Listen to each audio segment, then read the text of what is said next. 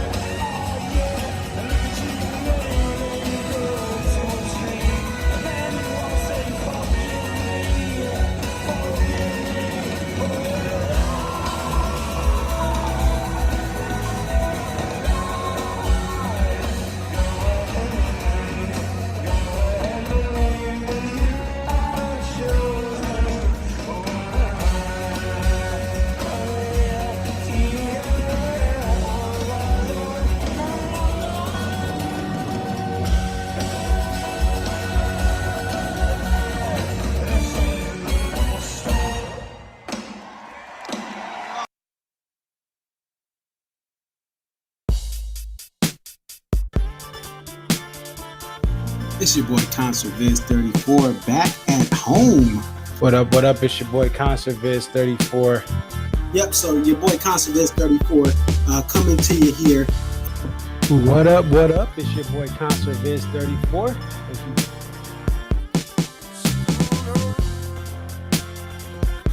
Aria. Okay, so this is Aria, and just tell us a little bit about yourself and about your love for the Dave Matthews Band. I've been a fan of the band since April 28, 1998, and if you recognize the date, that's when Before These Crowded Streets was released. Alpine is definitely a better venue than Summerfest, but we'll take it. I think I've been going to shows for about 20-something years. I always tell people, like, compare DMB to now to when I first started. And I got started, in my opinion, I feel like I got started late. Like, I was at the very end of the band's prime. I feel like that 03 to 06 was like the end of the prime. 07, 08 was like, you know, we're at the very end. And then when Roy passed. But Dave really, this is the thing. Dave has put, Rashawn has been assigned the quarterback of this team. He is the coach, the play caller. He designs the jams. Dave just shows up and plays whatever he's going to play.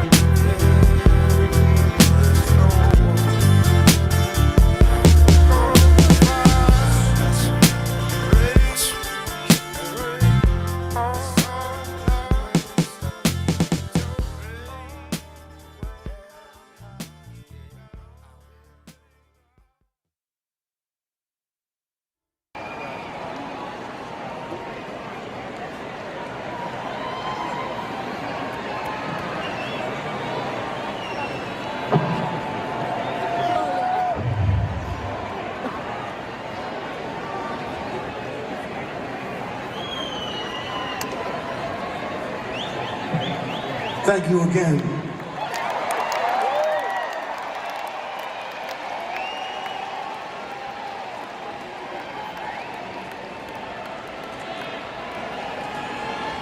Y'all take care now.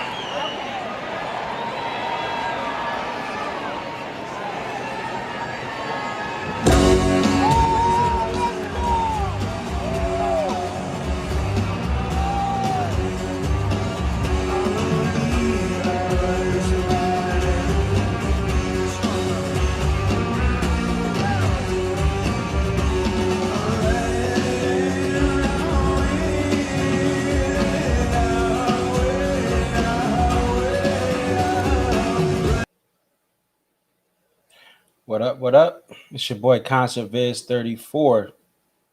Back at it again. And thank you guys who are joining me. Thank you to everyone that I met at MSG Night 2, strangers and people I knew and people of friends of friends. Wanted to do this stream today. If you guys have been following me, if you haven't been, I do a stream after every show that I can, which is most of the tour. Give my thoughts and opinions. If I'm not at the show, we'll call in to somebody who is at the show. But tonight, I was at the show. So I want to give my thoughts on this, just the whole experience of going to this venue. And this is also a venue that is sacred to me. And I never saw a D&B show at this venue before last night. I have seen so many great things at this venue. I saw my favorite basketball team, the UConn men's basketball team, beat Michigan State and win a Elite Eight game to go to the Final Four and cut down the nets and get the regional trophy. I have seen Billy Joel twice. Actually, right in front of me is a Billy Joel poster from MSG from April 15th, 2016. Much easier to try to get than the poster last night. And we'll talk about that. I have been to Knicks games, including a Knicks playoff game this year. It was the largest event at Madison Square Garden, or the largest arena event in the state of New York at the time. It was home game two of the series for the Atlanta Hawks and New York Knicks. My dad is a huge Knicks fan. I'm a Sixers fan, but I got tickets from a family friend, and I wanted to see that environment. There is nothing like Madison Square Garden. It's called the world's most famous arena. And there's just nothing like it from an arena standpoint. You can go to a theater and have a better experience. There are better theaters. There are better amphitheaters. There are better performance or music halls. But as far as when you have a large act like DMB, like Fish, like Billy Joel, this is the best venue to see them at, period, for arenas. It's just a phenomenal environment. So we want to go through the set here. And it's a tale of three different parts of the set. There's the beginning of the set, which to me is Tripping Billies through to Lying in the Hands of God. There's the middle / end of the main set from You and Me, all the way to what I would say is Where Are You Going? That's a large part of it, but I just consider that a whole chunk of a different type of show. And then the end is, for me, everything from What You Are all the way to Ant Marching. The tale of three different parts of the show. We break it down by album. We have 4 Under the Table and Dreaming, 4 Before These Crowded Streets, 2 Remember Two Things, 2 Crash, 2 Busted Stuff, 2 covers, 2 Big Whiskey, 1 Everyday, 1 Miscellaneous, 1 Unreleased, 1 Dave Solo, Some Devil, 1 Stand Up, 1 Come Tomorrow. And so the first part of this is Tripping Billies all the way through to Lying in the Hands of God. This was a strong start to the show for me. This was a solid part of the set list, where you start off with Tripping Billies. When that happens, you know it's going to be a good night. It just was awesome to start off with a song like that. Then you go into a Nancy's to Warehouse, and Nancy's being second. And then going into the stop time intro of Warehouse. I've seen this Nancy's Warehouse previously in the tour where Dave just went to the regular intro. He was doing this from time to time. He would just do the regular intro from Nancy's Warehouse. Sometimes he did the stop time here and there, but he does that stop time intro. So he knows, all right, it's MSG. It's the last night. I'm leaving it all out there. And then we get Stay or Leave on the Raised B guitar.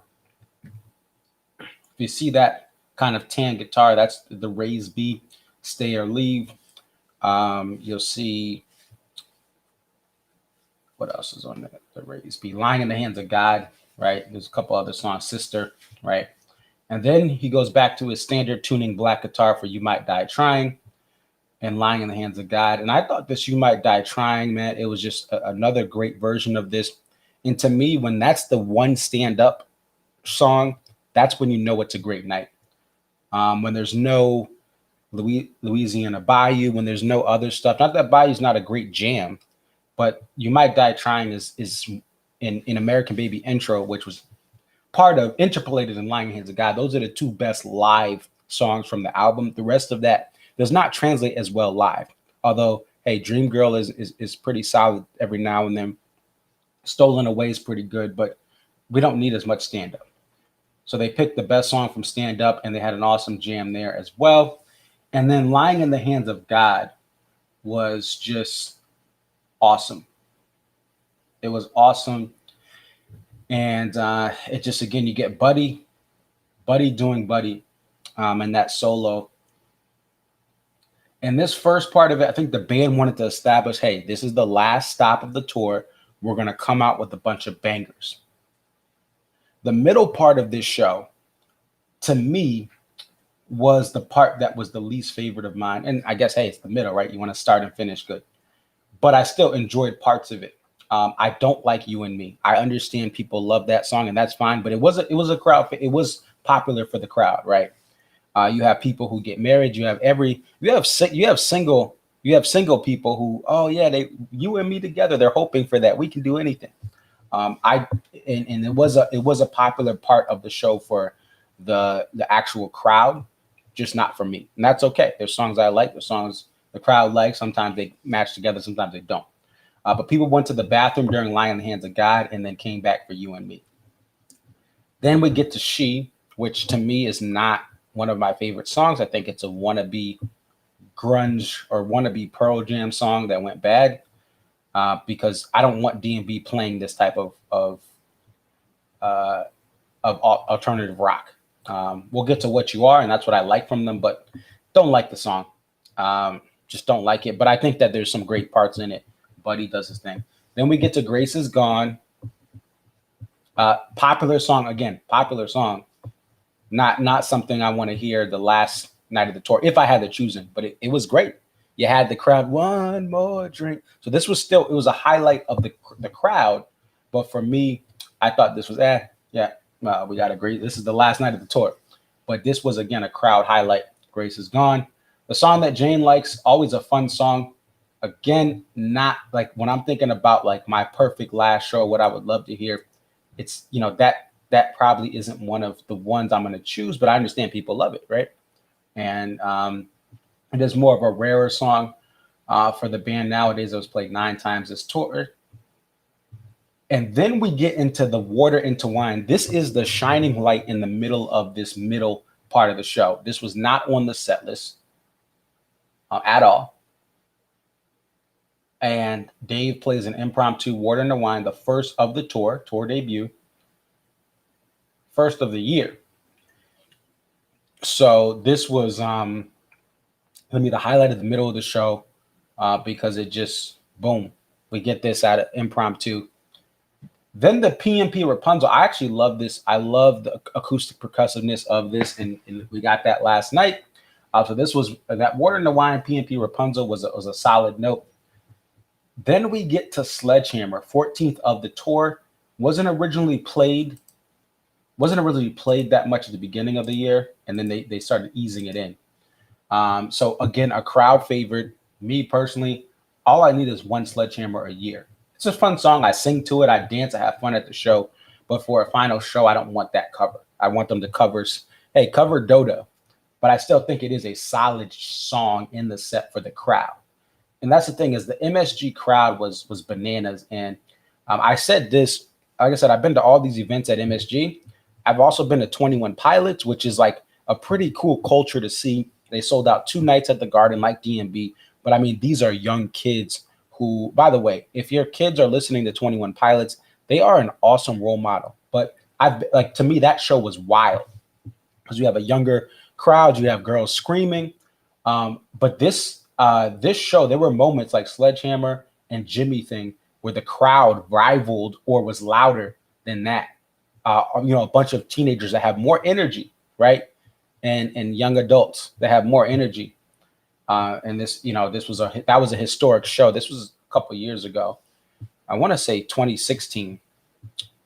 I think it was 2016. I saw them there, but they sold out 2 nights at the Garden for the Blurry Face tour, and it was an awesome experience. Anyway, yeah. So Sledgehammer was popular. 41, I love 41. It's a staple song that it's got 18 plays this year. I love 41. It doesn't matter how many times they play it. So this was a highlight too. Tim's solo was very awesome. I love his tone on 41. There are certain songs that, in the post-Roy era have too much of Tim. But this song, I will always have it. I always will love a Tim solo in this song. And he did a great job. He did some of his tuning tweaking where he's tuning his guitar. He's playing and then he's tuning it to another note, his tuning peg. And then he tunes it back to the main note, and it's pretty cool effects. So it's awesome.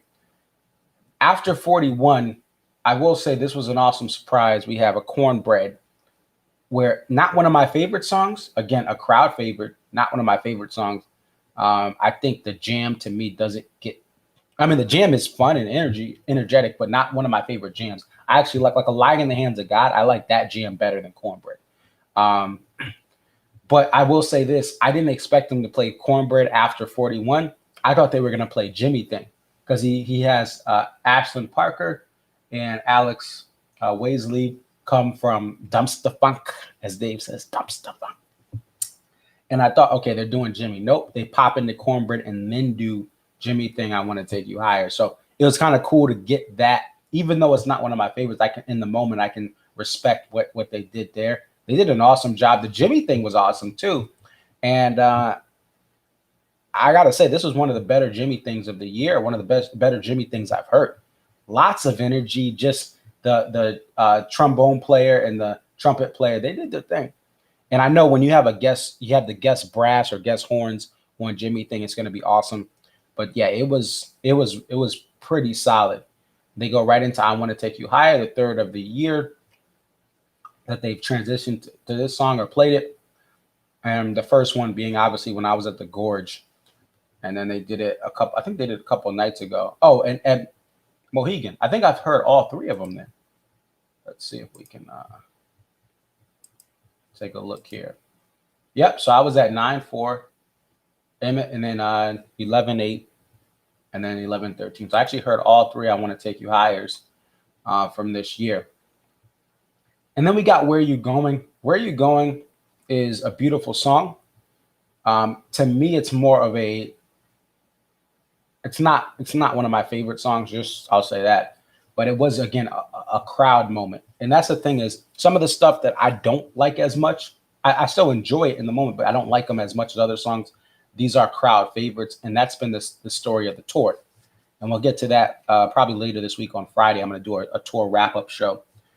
But I think that was a moment for people. Again, one of those love songs. All the couples were doing their thing, lovey-dovey, and it's beautiful.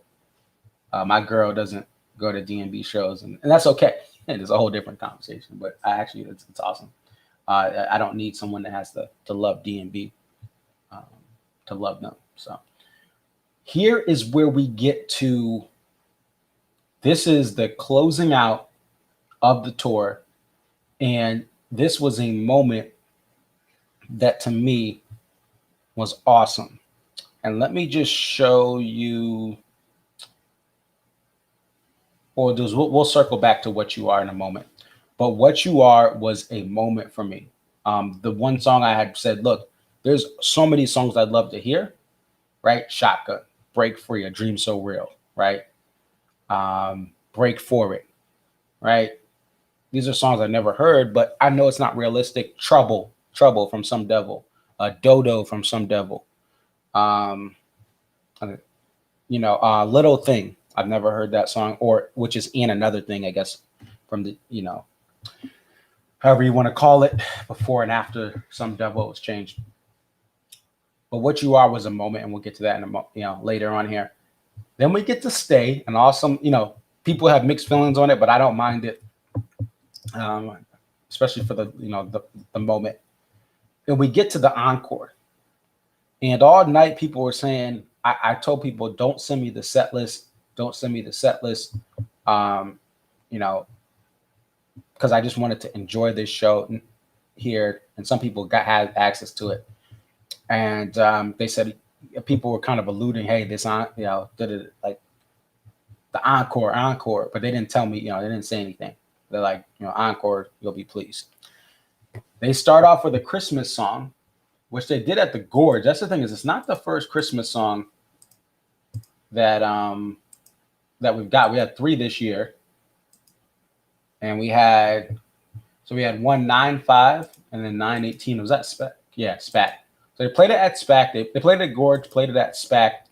And but it was awesome because it was actually 6 weeks till Christmas on the dot when this was played. I thought that was special, and everyone was hoping for it. Just a beautiful song. So a great way to start off the set with a Dave solo.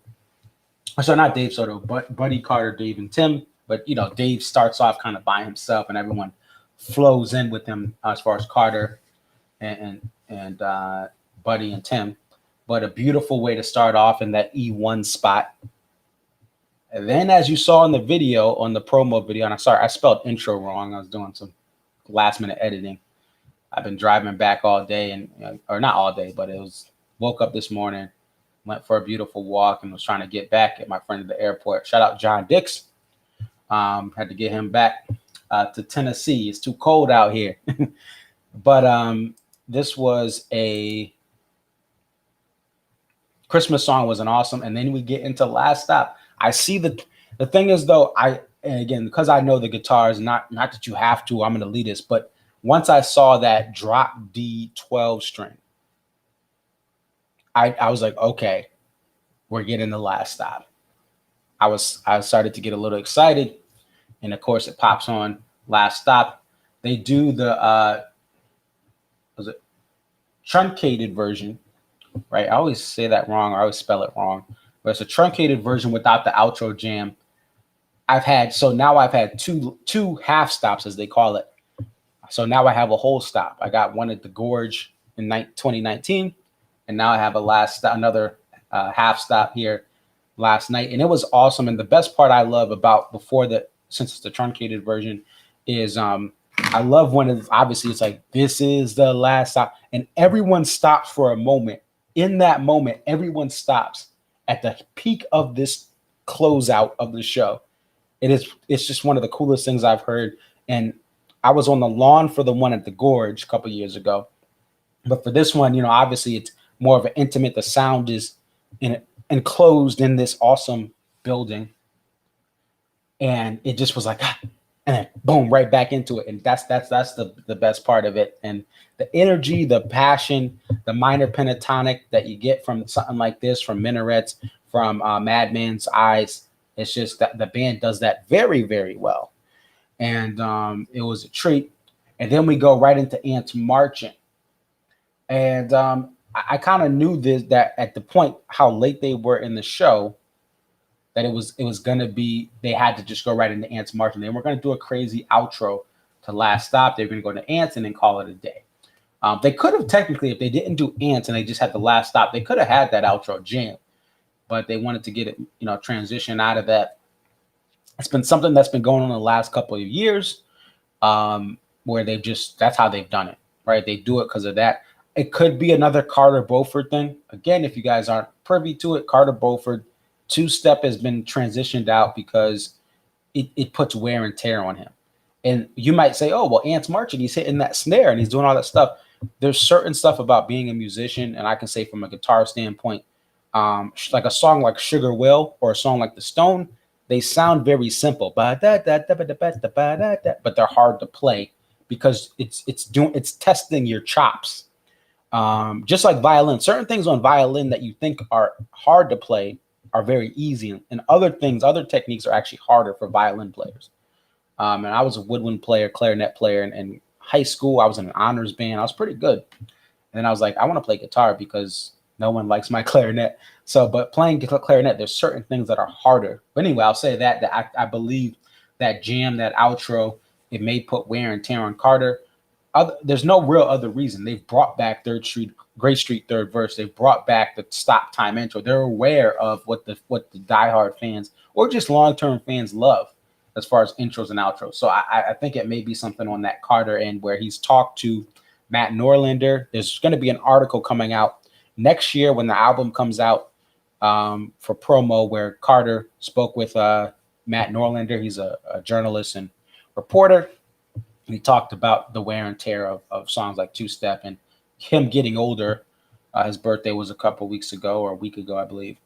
Happy belated birthday to Carter. It's really that gets to him. So we get this Ants. But to me, the ending was awesome. Could there have been more rare stuff? Sure. But at this point, the spirit of this tour, we almost didn't have this tour. I was satisfied with the beginning and the end. The middle has its ups and downs. That's just my personal opinion. But I was extremely blessed and grateful. Even the songs I didn't like, the songs I do like, I was extremely blessed and grateful to be able to get a warehouse ticket through my membership at face value and go to the Garden, as they say. It's just my favorite arena, and I finally got to see Dave Matthews there. Dave Matthews Band there. Just a blessing to go night 2. Let me get into What You Are, because this is, if you watched previous streams, you know that I love this song. This is a song that I can think about running in 32-degree weather, 20-degree weather, up a hill for hill training. And this is one of the songs on my playlist. I love What You Are. It is, the thing about it is this, and every day, the 2001 release by Dave Matthews Band, every day is so underrated. And I understand why fans at the time, 2001, listen, I was listening to Jay and Nas. I was listening to Linkin Park. I was not listening to Dave Matthews Band at the time. I was not. I didn't start listening to Dave heavily until the mid-2000s. But that said, I understand why people didn't like it. This band was playing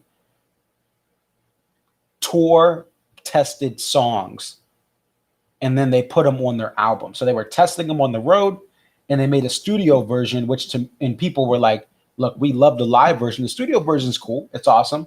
But we know it's going to be great live when we go to all these shows. When people started going to 5, 10, 15, 20 shows, 30, 40, 50 people were building up their tour counts. And yes, not to just brag on everyone, but they just were obsessed with this band. They were falling in love with this band, spending summers finding any way to get a ticket, lining up at the old box offices like the olden days to just get a ticket when these things went on sale. What You Are, Every Day comes out with Glenn Ballard, and Glenn writes this album with them in a couple of weeks, right? Or it's very quick, very short turnaround. So these songs are the space between Sleep to Dream. Like, people didn't like these songs because they were more commercial. But this album, to me, this album is amazing in the sense that this is how I want Dave Matthews Band to rock out. No offense, Big Whiskey is a banger studio album, but I really don't care for much of Big Whiskey live. Lying in the Hands of God, Dive In was pretty cool in Mohegan, my first Dive In. I missed the whole Big Whiskey era of touring as far as going to those shows live. So I know they played it there a lot. But I don't need a lot of Big Whiskey in my show flow. Live, that is. Look, I love the studio version. I love it live too, but I don't need it at a show. That's more of a rock that to me is not the best DMB live. Look, it's a great studio album. The stuff from Every Day, where Dave has the baritone guitar. I don't like the stand-up baritone stuff, right? I don't like those songs. Even the Can't Stop with the was it the 12-string? The 12-string guitar. It's not a baritone, but it's a 12-string, or it may be. I love what they do. Fool to Think, What You Are, like those are awesome songs because they're powerful, yet they have so much space. When you listen to What You Are and you hear that open, you hear those bass notes from, you'll hear it from Dave and you'll hear it from Stefan, but they're playing higher up on their guitar, you know, playing those bass notes on guitar. And then you have this build up and you have Dave singing with passion. And the same thing with So Right. Same thing with So Right. That's another song that has that baritone guitar from Every Day. These songs are epic because they have the space that the band has, right? It's not just a bunch of distortion crazy all the time. The verses of What You Are, you're hearing this bass, like you're hearing that, and it's building up to the chorus, and it's building up to the bridge. And then he's like, you know, he's like, mother effer, like when he gets to some of the parts in the song, and he's like, he changes it up and says, mother, like it is just, it's epic. And to me, this is extremely underrated in this version of the band. So we flash forward 20 years later from Every Day's release. And this version of the band is best suited to play this type of D&B. I've been chasing this song. This is my 33rd show, my Larry Bird show, right? Right? I've been chasing this song for 32 shows, and I get to show 33. And this is why my reaction was like this. And we're going to get this here.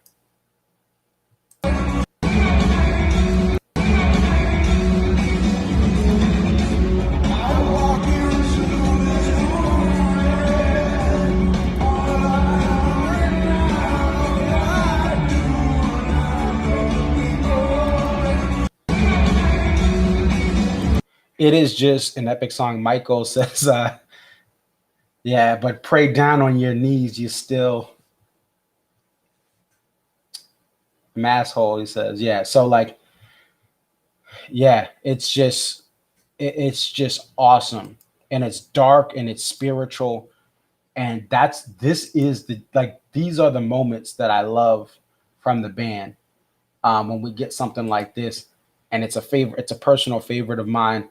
People around me it was mixed around me, but I saw other videos from the crowd and some people were more pumped up. But to me, and it's a song they've played it in Madison Square Garden. If we go to the, this has been a venue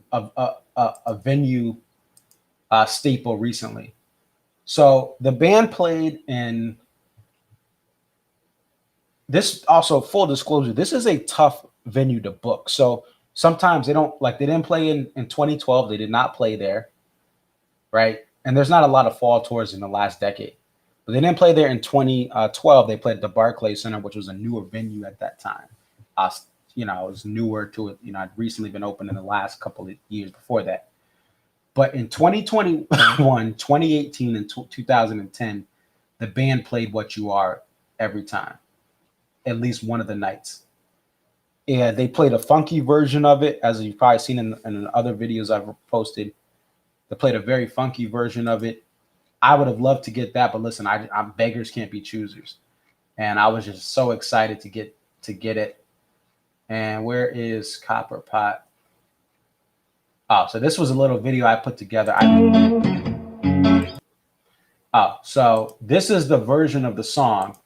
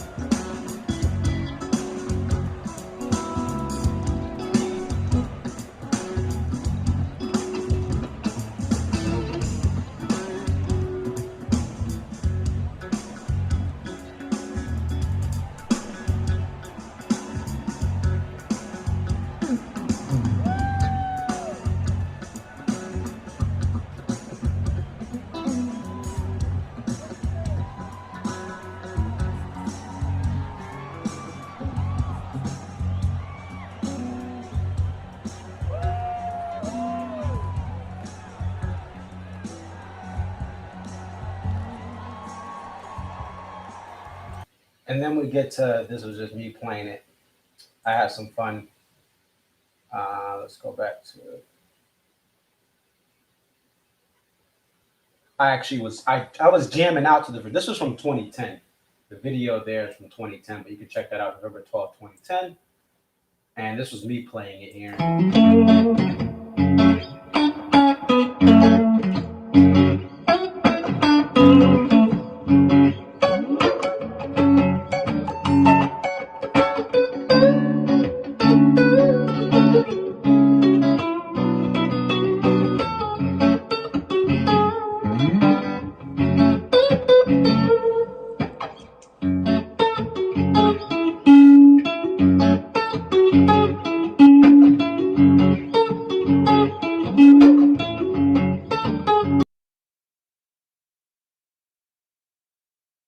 What's up, Matt? He says Rashawn in the Jets jersey is something I never want to see again.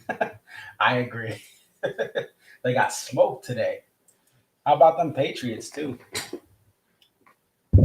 Beating Baker Mayfield. Great game. We're gonna get to let's get to we're gonna get to the poster in a second, Michael. We'll get to that in a moment. About did I get it? Hold on, give me one moment here. I just got to reconfigure a couple of things here. But anyway, yeah. So this is a special song to me. I think it's an awesome, underrated song. It's an experience, and it did not disappoint last night. I was going nuts. I lost it, as you saw. This is why you go to shows. Not that you're not going to get everything you want, but when you get some of these special moments like this, it makes it all the worth it, all the more worth it to go to this stuff. So that's really what you are. I mean, I love the song. I love how it plays out. I love the energy of it. I think the everyday stuff is, again, like I said, just going down a list. What you are, fool to think. So right, Sleep to Dreamer, If I Had It All. These are songs that to me are just extremely underrated. As I look back at that album, these are beautiful songs. That if I would love for them to incorporate. And again, listen, this band does so much for us, and they can't do everything, right? They're not a Fish, they're not a Grateful Dead, but if they were able to incorporate Sleep to Dreamer, or If I Had It All, it would make my, another show. But it is what it is. Stupid Almanac. He says, "Where's Jen and Hines?" I don't know. I don't know. Jen and Hines, this is an 8:00 show. They are in Denver, I think, or Colorado. So they may, it's like 6:00 there. They may be eating dinner. But shout out to Jen and Hines. Shout out to Stupid Almanac, Michael T, Matt S. Thank you guys for being on here. Everyone else that's on. So the poster. Let's talk about the poster here. This Eads poster.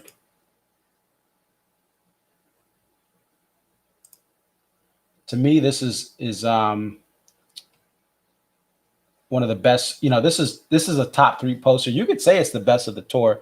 We're gonna have John Dix on, who I just drove to the airport. I want to get his opinion on the posters, his top 5 or top 10 here. But this is a beautiful poster, and New York City is not built like this. This is more abstract. It's not a big hill up to the garden, but that's not the point. This is just a beautiful. It's just amazing, and he does a great job. This is what happened for last night. I did not get the poster. It would have been nice to get it. If anyone has a face value, I'll buy it. Obviously, no one's going to say. I'm not saying no one, but I get it. Look, its value is more than the $75 price. Yes, it was $75 there. You may have heard that. I know some of you poster aficionados already know. If you're not, this was $75. This is going to be a grail. This is going to be a grail poster that people covet.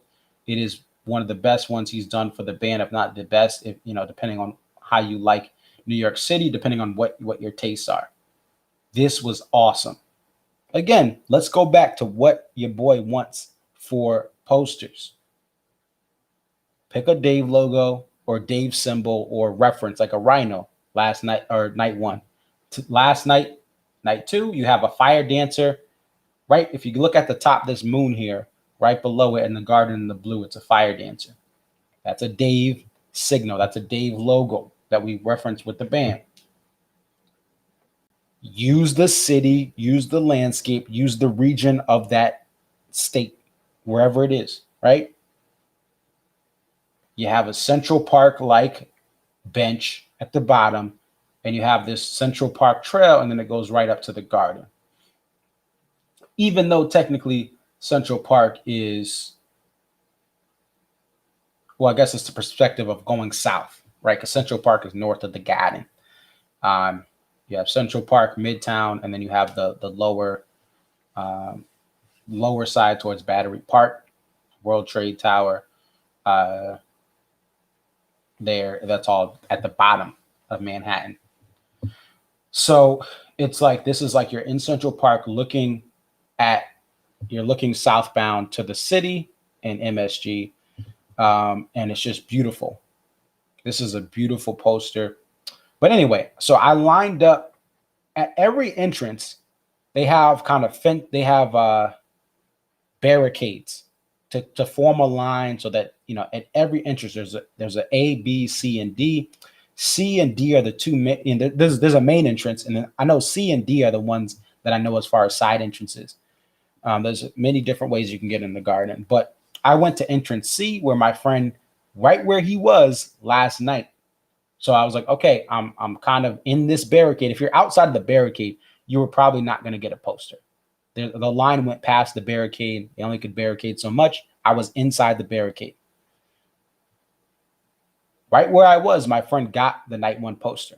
What I was going to do is I was supposed to get the poster for him. He happened to get a poster from someone else. We'll get to that in a moment. But I get in. I'm in one of the poster lines because you have to go upstairs. The thing is, MSG is above ground because below it is the train station. The train station, Penn Station, is underground. Madison Square Garden, like 90% of it is above ground. It's just the way they had to build it. There was no space to build this thing. This is like the fourth version of Madison Square Garden, third or fourth version. And this was where they had to put it, right? There's not a lot of space in New York City. Hasn't been for over 100 years, right? Especially Manhattan. Anyway, I get in, I get to one of the lines. Again, I'm one of the first people into this venue from this specific gate. People are lined up for the pit, and people that lined up for the pit got really close, right, for where I was. So you have people going different ways. Some people in every direction. Some people were going to the pit. Some people were going for the posters. Some people were going to the posters, then they were going to the back of the pit or to meet up with a friend who saves them a spot at the rail.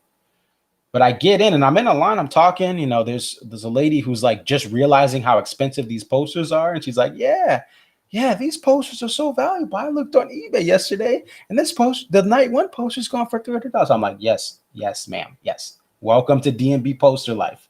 Welcome to the club. Like, she sounded like she was a fan who just realized how, like, that went to shows for a while, but just realized how valuable the posters are. So we're talking about that. You know, she's talking about that. I'm like, okay, just shh. Everyone's just worried about getting this poster. Don't talk about the high resale market value. Look, this is not the time, ma'am, respectfully. So I'm in the line, and then about 5 or 6 people in front of me, that merch stand sells out. And the thing about this venue, there are a bunch of merch stands. So there wasn't like a lot of times there's like 2 or 3 merch stands that, like, especially 2, there's usually 1 or 2 main merch stands, right? There's no merch stands outside of the venue for this. So you have to go in, you have to scan your ticket to get in and get the poster, which I think for this show was the right thing to do, because you would have people on the street trying to buy this poster. And by the way, this is a coveted poster in a big city, right? If they had one outside, people that would just try to get it and flip it who weren't going to the show. So it limits your odds. You pay for that ticket, you have a better odd of getting it. But the thing is, there were like 3 or 4 different poster stands with this poster. So even though I was in a line where if I was in one of 2, if I was that close in line, if there's only 2 of these things, I may have gotten that poster because there's 3 or 4 of these things spread out, and I don't know to run to this specific poster line. I did not get the poster. That line, they said, oh, we're all out. I tried to go to another line. The other lines are longer. But it was a tough poster to get. I know people are frustrated, but that's part of the game, right? You win some, you lose some. So awesome poster. This is highly coveted. There were a lot of people who, like me, who got there early, got there 90 minutes early, got there too. And again, there was only so many, like every entrance, there's only so many people that can sit at each entrance. And again, I was in the barricades where someone did get a poster last night. And also the other thing is they were letting people buy multiple posters. So that's the other thing. They did not limit it to 1 poster per person. You know, people were able to buy 2. So, and whatever you say, that's just how they did it. It is what it is, right? The band could have monitored the venue and said, look, only 1 per person. Look, it is what it is, right? But I did not get a poster. It's a beautiful poster. Look at the ticket matches the poster, which I don't know if they did that on purpose. But yeah, very awesome poster for last night. To James Eads, who he's had a couple. I think this is maybe his 4th or 5th with the band. He has a Gorge one. He has a New York City one now. He had a Saratoga Springs 4th of July weekend one. And there was one other one. I don't know if it was like Virginia or somewhere else. He had another Eads. There's another Eads somewhere else. If someone knows, put it in the chat after the show or put it in now. But I believe there's one other one for him. So, but this was a great experience to be able to go to these shows and be able to experience this. And New York City is awesome. New York City is inspiring and awesome, but it also is dirty and there's crazy people there. And listen, I really, some of these people, the thing is, there's just so many people there, but you can tell people that have either fell on hard times or they have mental health issues.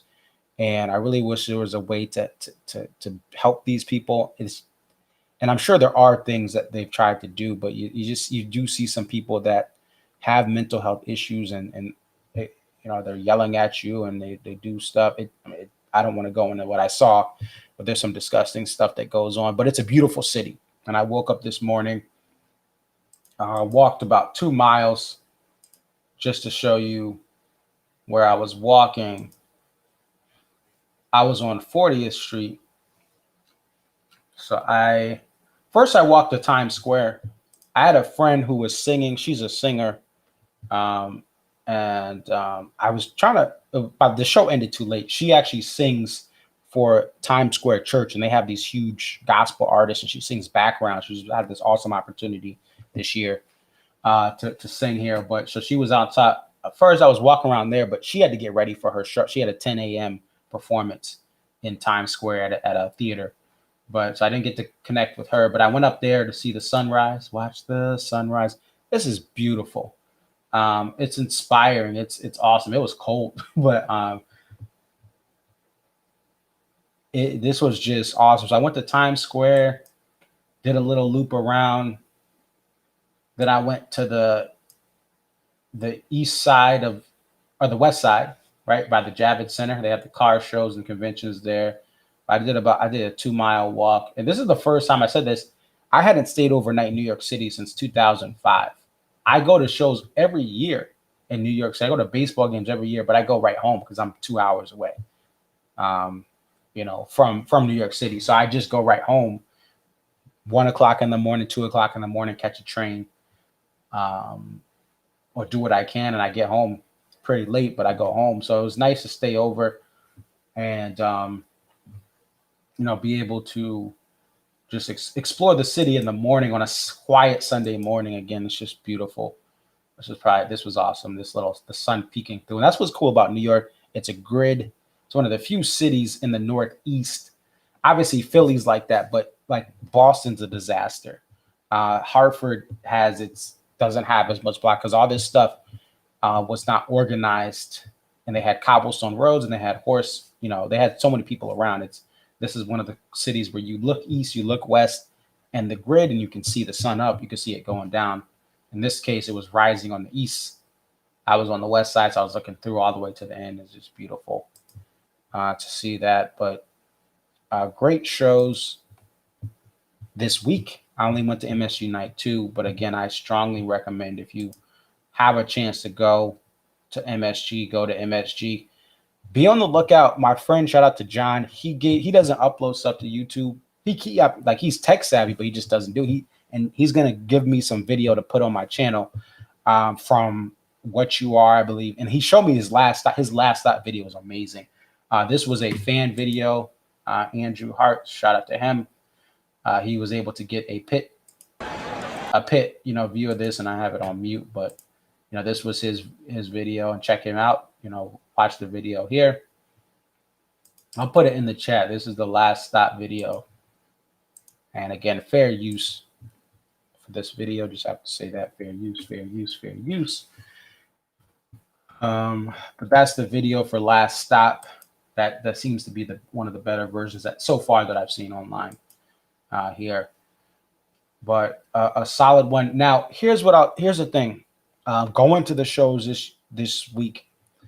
To me, this was the best beginning and ending show, but I still think Mohegan Night 2 was better overall. Not just because I was in the pit, but because there were more songs. There was more, but the lows of the last night of the tour were not as low as Mohegan Night 2. Just to kind of put them side by side.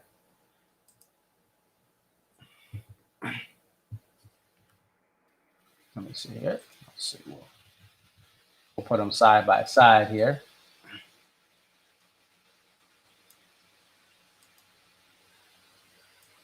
That's MSG Night 2. And this is going to be Mohegan. So the big thing you'll notice is what are the low moments in Madison Square Garden? You and Me and She. Grace is Gone. I'll skip over. I'll just give them the benefit of that because that's a fan favorite. But You and Me and She, Cornbread Jimmy Thing, as far as just like the song, not thinking about the performance, but the songs. Again, Where Are You Going? I Want to Take You Higher was nice. It's quick though. But to me, the fact that you had this You and Me and She, there's nothing over here. And obviously you have some crossover of songs, right? Grace is Gone. But this show from Mohegan Night 2 does not have a You and Me or She, right? 41. So much to say, Bridge, too much, Broken Things. You do have a Louisiana Bayou, but that cancels out You and Me, right? You still have a She, right? You still have a Jimmy Thing, right? And Sledgehammer, it's in both shows, right? But look at this set. Take away Bayou, Broken Things, To One Sweet World, To Sweet, To Squirm, Sweet Up and Down. Again, these are more deeper cuts. You had some deep cuts at the end of MSG Night 2, but I still think Mohegan is better. And I'm not even looking at the outdoor summer parts of this tour, but I'm just looking at the recently. And you have a space between, but it's on. But you have a Jane for Jane, but then you have a Rooftop, Typical Situation, which was 3 or 4. Yeah, you do have a Don't Drink the Water and the Ants, but this is still a solid. This was still, I would almost argue. Now, obviously, Last Stop and Christmas Song, right, are awesome. But I'll back you up. Lie in Our Graves. That's a killer. Like, take away Last Stop, right? It's the last tour stop. Obviously, he's going to get that. But the encore at Mohegan Night 2 was very, very solid. Like, they don't close out on Lie in Our Graves like that. For the encore, it's very, very rare. And then the 41 to open for the 41st tour, I think that the Mohegan show was better balanced. Where the Madison Square Garden Night 2 had the better moments. It had a stronger beginning and end. But the middle of it was right? It was I. Especially, again, getting the Broken Things, only 2 of 2 on the tour. Right? You only have 2 of 2 on the tour for Broken Things. Where, you you did have two tour debuts for MSG, but you still like, Broken Things and Sweet Up and Down had been played for a while, so it came back. It got 9 plays this tour, but I would still say Mohegan Night 2 had an overall better body of work when you average it all out. But MSG Night 2 just had the best ending of any of the shows. Awesome beginning. Not the best beginning, I would say, because there's been some other shows like SPAC Night 2. Mansfield had the Stone opener. Like Tripping Billy's is awesome, right? It's a surprise, but I don't think it matches up with Seek Up and the Stone. Like those type of intros, which are more epic. But Tripping Billy's is still a fun. Hey, it's a fun, such a happy, man, right? Like it's an awesome way to start. But I still put Stone ahead of it. Nothing beats this tour. Nothing beats a Stone opener, even a Seek Up opener. Nothing beats a Stone opener for this tour. Period. Point blank, in my opinion. But these are just great shows. We'll get on Friday. I'll work to try to get. Stay tuned to Twitter ConcertViz34. I'm pretty sure we'll get this thing on Friday, but I'll market or promote that as far as that, or Saturday. We may do Saturday with the Friday. Depends on what they do with the Friday Night Concert Series. But I want to do a tour wrap up, give a bow. This was an awesome tour. This is an awesome experience. Even as I critique these songs, it was just a blessing to be at these shows. I mean, we thought we weren't going to have shows this year. And lo and behold, we got shows. So it's just, it's special. And it's just really, really cool to be able to go to these shows and meet people, talk to people. On the train today, I was talking to this couple, and the wife had been a long time DMB fan. The husband had went to shows here and there. He had been to like shows in the 90s, like a couple shows in the 90s. Then he did a couple in the 2000s, and now they go to as many shows as they can as a couple. And it's a beautiful thing to see that, and just great people to interact with. I always say the band has the best and the worst fans, but overall, I tend to meet a lot of the best people from this community, regardless of where they're at. It's just the best people. There are people, like you'll see people in the pit, they're shoving and they're jerk. Like there are some people that just, and that's what really gives the band a bad name. But anytime you have a big fan base, there's going to be jerks. There's going to be people that are like that. I've seen some really good stuff, but I've seen some really bad stuff with the band. And, but it is what it is. It's just one of those things where, and shout out to Giselle, right? We connected on Instagram, but she was in line with her friend. I can't remember your friend's name, but you guys were in line with me. They were telling me about they're they go to, they're New Yorkers. So they go to these New York shows, and I was picking their brain. They'd been to Central Park. They'd been to some other stuff, and I was just kind of hearing some awesome stories. That's what I love to do, right? I know I don't know everything, even though I pull up these stats like Rain Man, right? Oh, by the way, speaking of stats, JTR has never been played in the month of November live. It's been played in December. It's been played in October. Just a fun fact. So it has been played in December, but not November. So it still has not been played in November. And then JTR, as you know, has not been played in the Western Pacific time zone since 2006. But that's just a fun fact that it has not been played in November ever. But just, it's nice to talk to them. And they were talking to me, Giselle and her friend were talking about the encore. When it runs up against that 11:30 time frame, it's like a $50,000 fine if you go past 11:30 because of the unions. Those of you who don't live in the Northeast or some of the parts of the Midwest, there's a lot of law enforcement or just workers, right? Security. They have a lot of labor unions. This goes back to the Industrial Revolution, where people in the Northeast were screwed over by their employers. They were overworked. They were threatened, all this stuff. So they decided to have unions to negotiate fair wages and fair treatment. And it just, so long story short, they have unions. So the unions, the contract is after 11:30, they have to be able to be relieved of their duties, or have to, at least a show has to end so they can then get home. So they're not overworked or things like that. It's just an agreement. And you guys probably know teachers unions and all that, but in the Northeast, it's heavy. You go down south, the police, some of the police forces don't have unions, but up here, up north, NYPD, the Hartford PD, the state police, they all have unions. So after 11, they were telling me after 11:30, there's a curfew.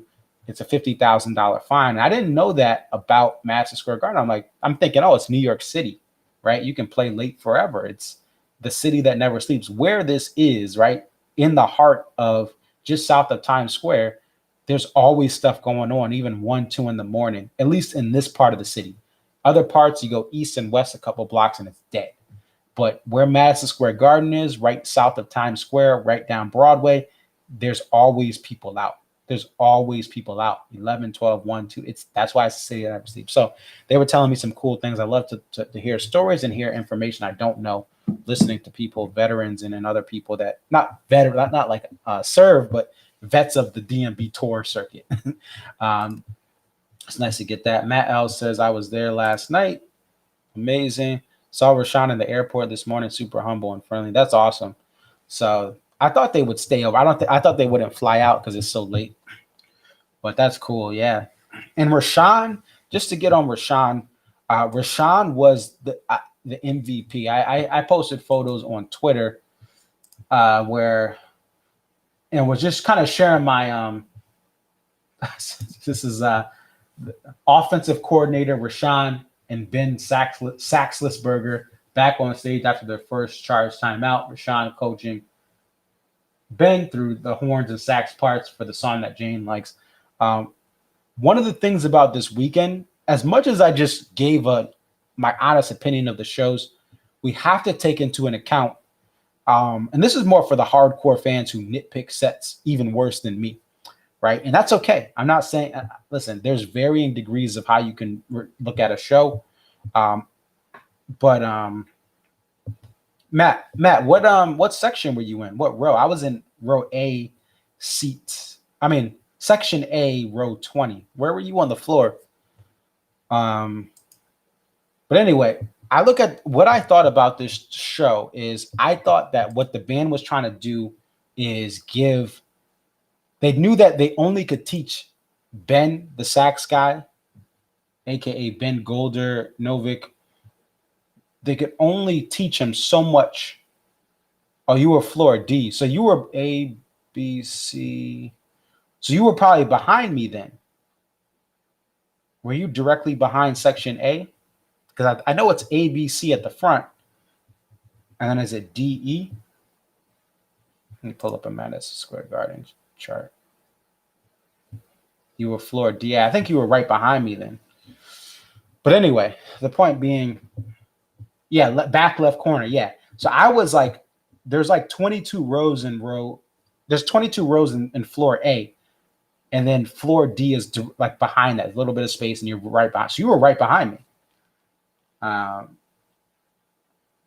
Yeah, left of the sound guys. Yeah. So I was left of the sound guys. If you look at my picture, that's from song that Jane likes. But I was 20 rows back from the pit. I couldn't see. I couldn't take any video. I did take video as you saw, but I couldn't take like a full song video because it wasn't going to come out good. I'm only 5'7", so Matt S knows that we met up, so he knows. Yeah, I'm 5'7", so I'm not the tallest dude. Can't see over people. If you even see in the picture, the guy with the hat. And this is a picture I took of this. It actually opened up a little bit. It was, people moving around. People go side to side. They would have snapped that, and there's still people blocking. But anyway, I thought the middle of the show, the reason I thought that we may have gotten one more. I don't think we were going to get anything crazier than the encore, but the middle of the show, I thought we would have probably got a little bit of a better middle of the show, maybe like a say goodbye. Because remember, Jeff plays the flute. Ben may be able to know the flute just from his wood. a lot of like sax guys or woodwind players know a lot of instruments, but they don't know them well enough to play that Say Goodbye flute. So like you got to be really good at flute. But so we probably would have got a Say Goodbye instead of a like Grace Is Gone or a You and Me or a She. They probably would have put in a Say Goodbye. They may have put in a Stone. They may have put in a Sugar Will. They may have brought that back. Maybe one or two other special songs or rare songs or coveted songs by the Deep Track Only Association of America, which I'm a member of. Deep Tracks Only. I love the main. I love some of the hits, but listen, Deep Tracks, love them. So they would have probably put one more or two or more of those in there if they had that. But that's why you had this being. It was a solid. Listen, it was a great show.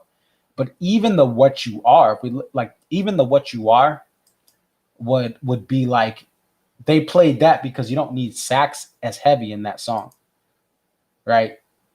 But I thought that I say all that to say that Rashawn did a great job of coaching and coordinating the last minute changes to this band. And when I was on the train this morning, I was talking, the couple brought it up. And I always say this, DMB is at its best when they face adversity.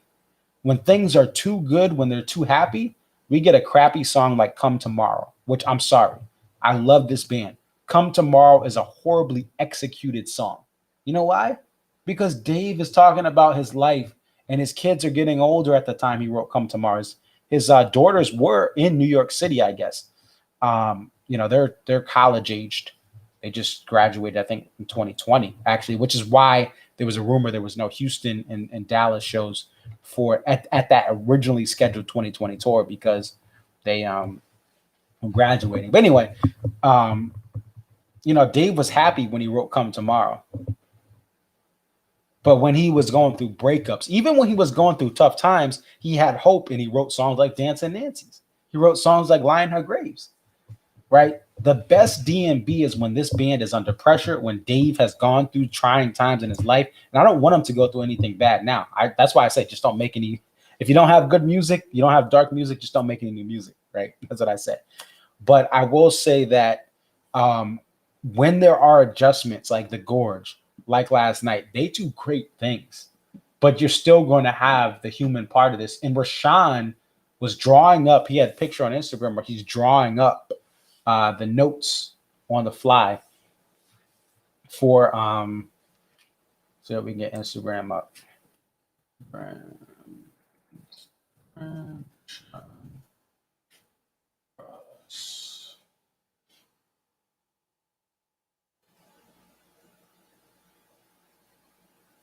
Actually, I'm going to pull up my Instagram, and then we can look up Rashawn Ross there.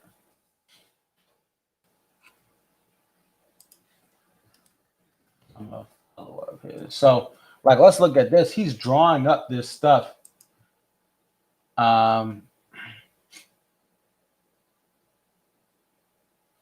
He's drawing up this stuff, and there was a stand in front of.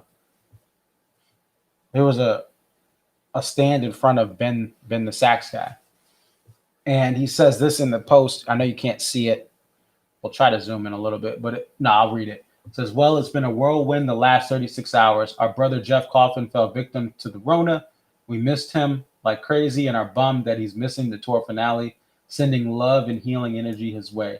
In 24 hours, I had to pull it together, the new sax player, but Ben the sax guy came in with big ears and caught up quickly. I'll be writing charts all night again tonight. But thank you guys for amazing sold out night one. And this is one of the things that we have to, some fans know this, some fans may not. That's why I want to talk about it. Rashawn is the coach of the jams, of the fills, of everything. And he does a great job at what he does as far as being that coach. Leroy Moore was that quarterback, and then Leroy Moore tragically passed away. But Dave does not coordinate all these jams. Dave does a lot of stuff. There is no Dave Matthews Band without him. But he defers to the people he has around him for various things. Obviously, Carter is the drummer that is just unlike no other, right? He goes to Tim for certain things to play over him. But really, Rashawn for the jams, for the different things they do live versus the studio stuff, Rashawn took over Leroy Moore's spot. And it's really like an Obi-Wan Kenobi, Luke Skywalker type thing, where, you know, Leroy was training him and he passed away. I don't think Leroy knew he was going to pass away. Obi-Wan obviously knew, you know, because he got the Force, right? But he passed us along, and Rashawn is Luke Skywalker as far as the jams. Dave may be that guy, right? Dave may be Princess Leia, but Rashawn is the Luke Skywalker. He is using the Force to keep order and peace in the D&B jam band jams, the D&B jams. They're not a jam band because a lot of their jams, anyway, we won't get into that, but they're not a jam band.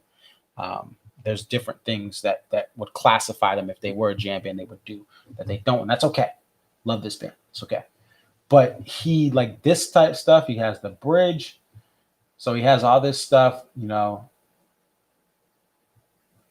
He has the love you versus the pre-chorus. He has the chorus. Those are two half notes, and then he has a eighth note rest, and these these quarter notes. Yeah. Then he has the coda, which is to the bridge, right? You do this 4 times. Coda is right here. This little arrow is the coda. That little target thing is the coda. So at the end, the coda is just pretty much how you do an outro. If those you don't know music theory, a coda is pretty much whatever you see at the end of a song. Like you'll play something through and it says to coda. So the first time you do this thing, second time you do that over here where my mouse is, and then when you go here, it says go to coda, and then you do this at the end. But so he's just drawing up a game plan on the fly, working tirelessly to do this. And I've in the past, I don't like how Rashawn has been blaring through and squealing, but I respect what he does from a playbook standpoint with this band. Well, that's all I have, I think, for right now. Again, just I can't say it enough. I feel very blessed. I love this band. I'm passionate about this band. This is what I do. I go nuts for certain things. I listen. I'm always open to differing opinions. I'm always open to learning. I'm always open to hearing a song I don't like, but it actually being solid or better than average at a show. I'm always open to the idea that there's songs I don't like or don't want overplayed in the tour that are crowd favorites. And ultimately, Dave this year has done a great job. We'll talk about it later this week, of giving people from various reasons of why they go to a show that he's feeding everyone what they need in various ways. So thank you guys. Thank you for everyone who's tuning. If you're tuning in for the first time, I know Instagram, a lot of people started following me, started talking to me. I've been trying to have conversations on the private messages, but feel free to hit me up on there if you want to talk, if you agree, you disagree. I love some of the conversations I've been having on Instagram, DMs, just for people that have been replying to my stuff. D&B Gorge Crew and Trish D&B, thank you for sharing my stuff and promoting my stuff to get out to more people. That's my goal. I just want to reach people. I want to talk to people. I want to learn from people. I want people to have this forum where after a show, we can all talk about a show. After a show, I can call you and you can tell us about the show from your perspective. Because me looking at my set list, even me listening to this show on Sirius XM Radio, shout out to those people, Ari Flink, D&B Radio, I'm not there. What did you see when you were there? There's no wrong answer, right? You can love You and Me. You could love Shake Me Like a Monkey closing out shows. I don't, but that's okay. Let us know what you think. That's really the goal. Next year, I really hope to continue this. Shout out to everyone I met this year. Matt S, Trish D&B, who's on Instagram. Just a couple other people. John O, John Dix, John D. Talking Tunes, Alan Thompson from Ohio. We were able to connect D&B Mamas. We met up for the first time while hiking. Of all things, she got lost, and I was going to go hiking anyway, so I found out where she was and got her to safety from a neighborhood where she came down the wrong way. It was confused. It was horrible. No trail markers at all. Easy to get lost. So I helped her out. But I love this community. I love the people I met, the people on the train, the people in lines, the people in the pit line. Thank you guys if you're checking this out. Thank you guys for just having conversations. The time flew the best when I was having conversations with people about this band. I could talk about this band all day. I could listen to people talk about this band all day. But one of the sad things that I will miss is not necessarily, I'm gonna miss the music, but the interactions after this year. I'm a socialite. I love talking to people. I love hearing what people have to say. I love varying perspective. I'm not an echo chamber. I don't just listen to people who talk, think, walk like me, or as fine as me, as as handsome as me. No, let me chill. But I love varying perspectives, and being stuck in my house for pretty much a year, even though I can find things to do, right? I'm streaming from here. It taught me to even more. I've always appreciated it, but makes me appreciate the social interactions more. And it was a tough time for everyone, right? And I've heard some of your stories. People have shared stories to me at the tailgates about what you guys went through COVID. And, it's just nice to be back with everyone. And I just wish everyone the best. Be safe, be well. Look out for your families. Look out for one another. Look out for the person next to you at a show, especially in these times where there's some serious incidents. People are have medical emergencies at shows. We have the whole Astro World thing, which was just tragic. Look out for one another, folks. Be kind. If you don't get a poster, it is what it is. If you do get a poster, enjoy it, right?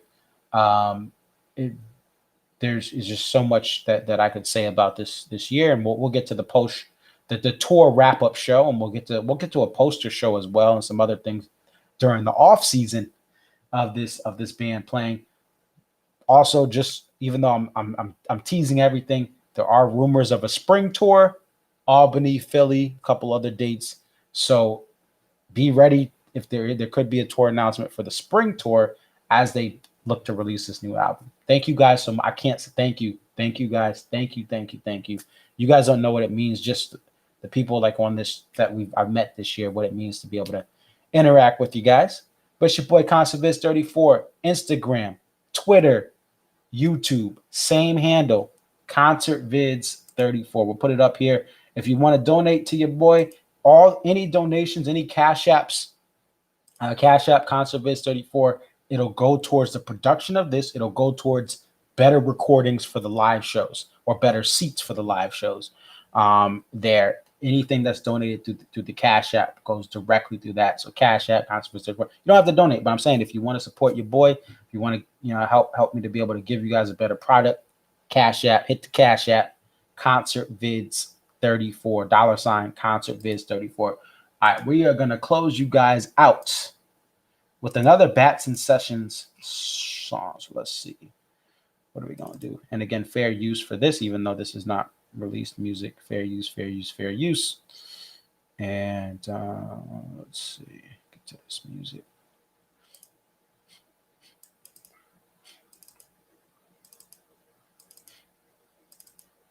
What are we going to do?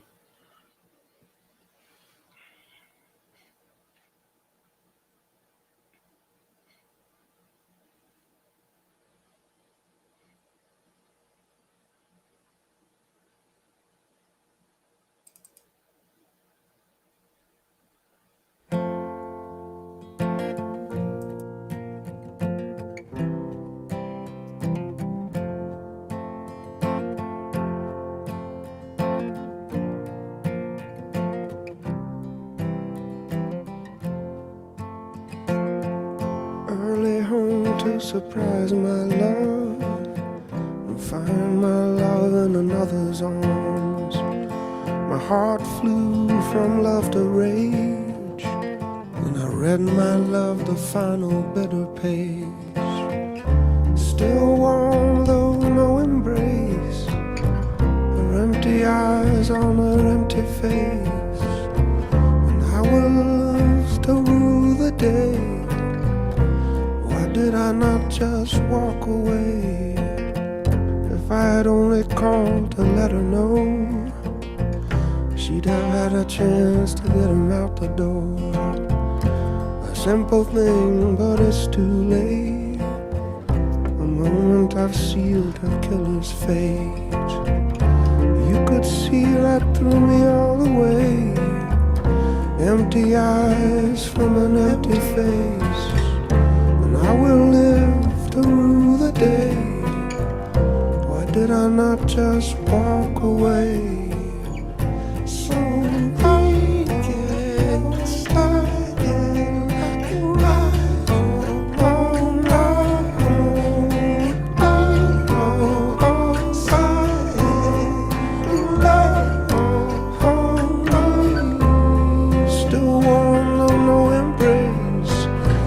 your empty eyes on this empty face, and I will always rule the day. Why did I not just walk away early home to surprise my love?